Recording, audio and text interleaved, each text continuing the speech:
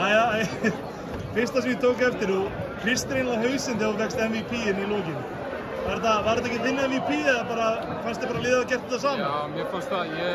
Mér fannst svo vera með svo mikið liðseildarbragur á liðinu gegnum seríurnar og í gegnum þetta finals hérna. Þannig að þú veist, það fannst mér vera bara svona munurinn. Það var bara þessi liðseild og þetta var bara, það var að velja einhvern. Ég bara var ósammála því en bara stoltur. Þetta var bara lið sem vann þetta. Geturðu einhvern veginn sett það í orðu, hversu sætt það fyrir þig ekki bara að vinna, en líka gefa hlýnið að vinna þetta með þér saman þið tveir? Það hefur verið í þessu saman í hve mörg ár? Já, ég bara er svo stoltur að hafa verið partur af hans síðasta tímabili. Ég er búinn að vera partur af svo mörgum tímabilum með honum og við lítum tilbaka og við munum ekki muna eitt play úr þessum leik Það sem við muna eftir með hliðinni bara hversu dýrmætur liðsfélagi og hversu dýrmætur vinur hann er.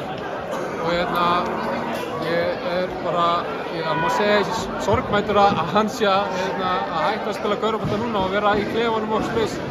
Þannig að ég er meir og stoltur að fá að vera partur af síðasta tímabilsins. Geturðu lýst einhvern veginn hvað er hitanum sem var hérna inni og stemmingunum sem var hérna inni? Ég kótsa upp ég sá allir, Hilmar og allir var að þurrka af sig bara eftir hvert einasta play-low við einhvern veginn. Já, það er einhvern veginn búin að einkenna bara Ísland núna síðustu daga að þeir hafa ekki auðvitað þessa 4. og 5. leik þar sem maður er orðinn súr í vöðvunum og svona, þannig að þá þarf þetta bara að kreista fram og drekka vel á meðan leik stendur og við náðum því í lokin. Shaq náttúrulega fór ekki varlega að þessum hita einhvern veginn í leik 4 fyrir ekki, það var svona tvísýnt með hvort hann yrði með. Hvernig var að plana fyrir þennan stóra leik, ekki alveg vitandi hvort hann væri með eða ekki?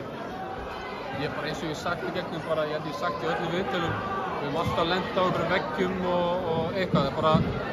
Það sem er einstakt við hópinn, hann einhvern veginn heldur bara áfram, hann bara, alveg saman hvað gengur á og Shaq, bara liggjandi á spítala á bráðamóttökunni og var ekki með rúm basically og var innan alla og svaf ekkert í 2 daga og mætir hérna og setur sigurtróðskunna inn í lokin. Það er ekkert sem stöðvar, finnst mér þetta lið ógeðslega sterkir í haustum og ströggla alveg þvílíkt í byrjunleik en bara enn og aftur einhver karakter sem klára þetta fáránlegt.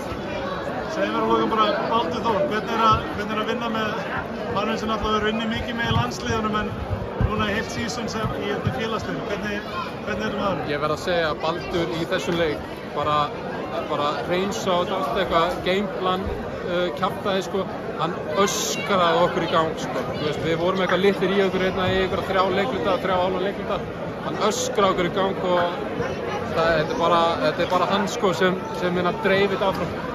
Þannig að þetta er rosalegt, herðu bara allra heldur sem fylgdist með leiknum og allra sem helst á körfubolta. Takk fyrir þessa seríu, takk fyrir sigurinn og til hamingju Stjarnan og þú og allir. Takk fyrir þessu leik.